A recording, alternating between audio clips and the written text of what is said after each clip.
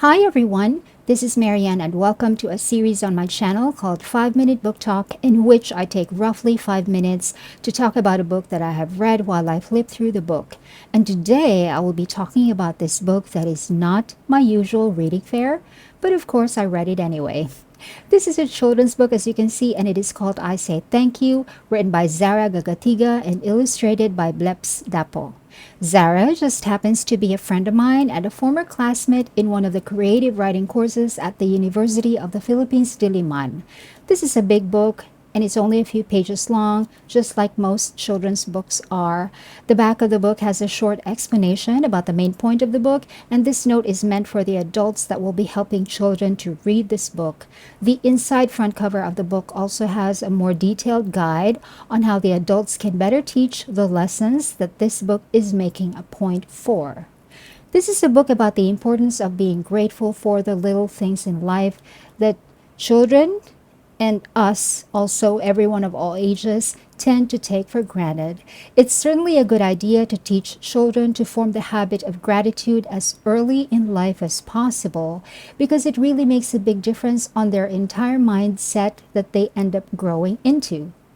This is not to say that children should be one-sided by teaching them to see only the good things, because we also need to teach them right versus wrong, so they should also learn to be able to see and identify what's not good.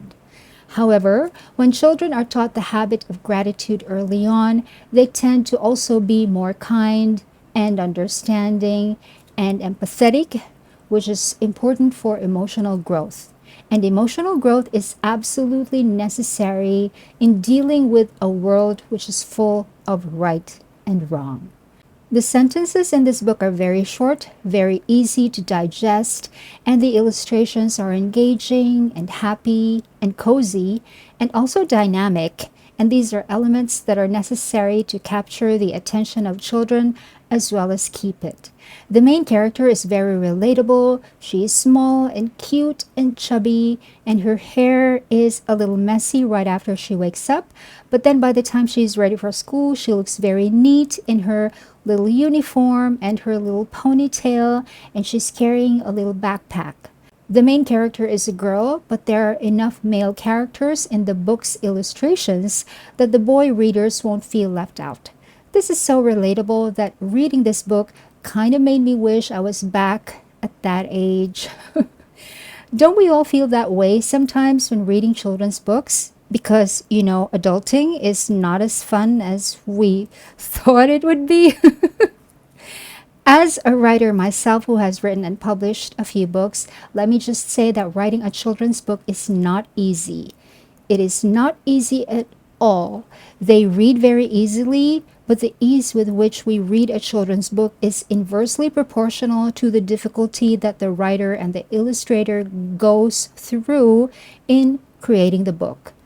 Creating a children's book is not just art. There is a strict and very studied science behind the process, because children's brains are very impressionable. So every media that they consume, including books, have to be just so in order for the children to learn what they're supposed to learn.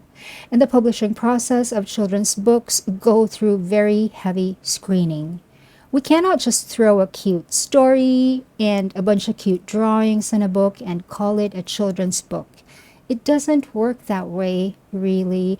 It requires a lot of training. People actually study in universities before they can write for children. There is an entire university program that focuses on writing for children. You need to major in it, or you need to have cognates in it. And even after you have written the book, publishers need to go through it with a fine-tooth comb before it gets through. I know Zarah personally, so I can vouch for her expertise in writing children's books. And Lampara, the publisher of the book, is well known for the children's books that they publish. They specialize in it. That's why I think this book is very well executed, and children will really benefit from this book in a very lasting way. I think this is an important book in that it teaches a foundational mindset that is crucial for a child's well-rounded experience of life.